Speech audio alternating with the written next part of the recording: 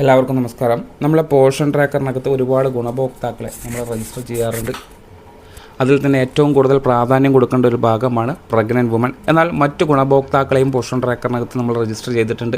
അവരെല്ലാം കാറ്റഗറൈസ് ചെയ്തിട്ടുള്ളത് അല്ലെങ്കിൽ തരംതിരിച്ചിട്ടുള്ളത് അവരെ വയസ്സിനെ ആസ്പദമാക്കിക്കൊണ്ടാണ്. അവരുടെ വയസ്സിനനുസരിച്ചിട്ടാണ് നമ്മൾ കുട്ടികളാണ് പ്രധാനമായിട്ടും ഈ കാറ്റഗറിയിലേക്ക് വരുന്നത്.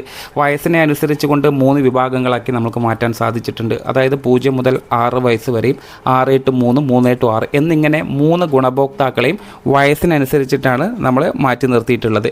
എന്നാൽ നിങ്ങൾ ശ്രദ്ധിക്കുക, പ്രഗ്നൻറ്റും ലാക്റ്റേറ്റും മദറും ഇത്തരത്തിൽ 2 ഗുണഭോക്താക്കളെയും നമ്മൾ തരംതിരിച്ചിരിക്കുന്നത് അല്ലെങ്കിൽ വേറെ പട്ടികയിലാക്കിയിട്ടുള്ളത് അവരുടെ വയസ്സിനെ ആസ്പദമാക്കിയിട്ടല്ല. കൃത്യമായി നമുക്കറിയാവുന്ന കാര്യമാണ്, ഒരു ഗുണഭോക്താവ് പ്രഗ്നൻ്റായിട്ട് വരുന്നത് അവരുടെ വയസ്സിനെ ആസ്പദമാക്കിയിട്ടില്ല, മറിച്ച് LMP എന്ന് പറയുന്ന ഡേറ്റിനെ ആസ്പദമാക്കിക്കൊണ്ടാണ് അവർ പോഷൻ ട്രാക്കറിനകത്തേക്ക് കയറിക്കൂടുന്നത്. കൃത്യമായി അറിഞ്ഞിരിക്കുക, ഒരു ഗർഭിണിയുടെ രജിസ്ട്രേഷൻ തുടങ്ങുന്നത് തന്നെ LMP ഡേറ്റിനെ പിൻപറ്റിക്കൊണ്ടാണ്.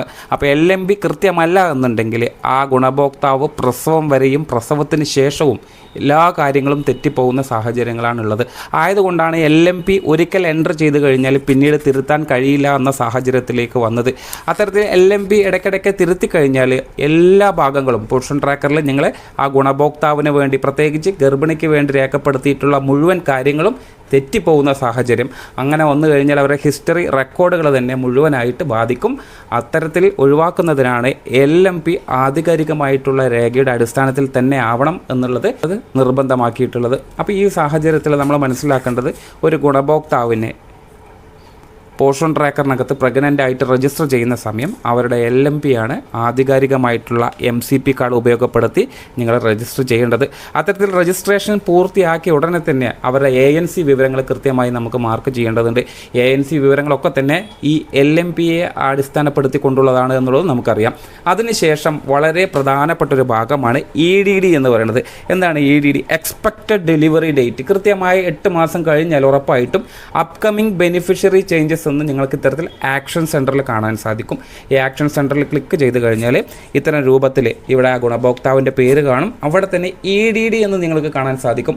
എക്സ്പെക്റ്റഡ് ഡെലിവറി ഡേറ്റ്, ആ ഗുണഭോക്താവിൻ്റെ പ്രസവ സമയം ഇത്രയാണ് എന്നുള്ളത് കൃത്യമായി നിങ്ങളെ നോട്ടിഫിക്കേഷനിലൂടെ കാണിക്കുന്നത് ആ LMP എന്നുള്ള ഡേറ്റിനെ അടിസ്ഥാനപ്പെടുത്തിക്കൊണ്ടാണ്.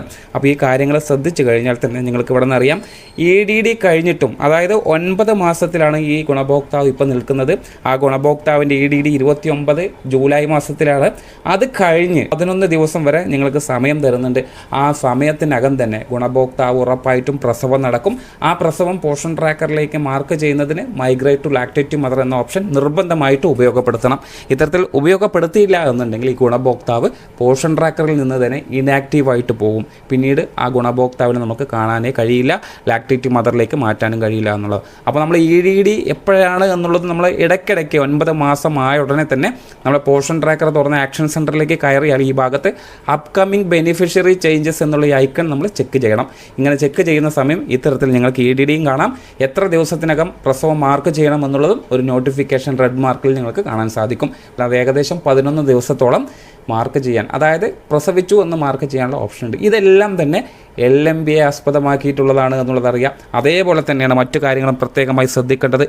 ANC വിവരങ്ങൾ മാർക്ക് ചെയ്യാനുള്ള നോട്ടിഫിക്കേഷൻ വന്നുകൊണ്ടിരിക്കുന്നതും ഈ LMPയെ അടിസ്ഥാനപ്പെടുത്തിക്കൊണ്ടാണ് എന്നുള്ളതാണ്.